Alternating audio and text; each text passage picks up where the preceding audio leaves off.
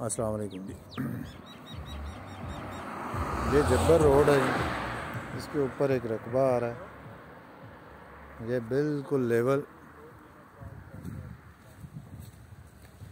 Farm house के लिए बहुत मौजू है।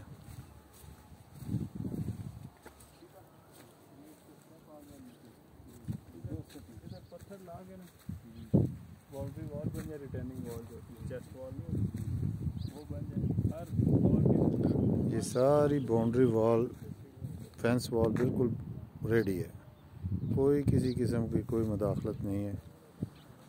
100% ओके है रकबा। Computerise transfer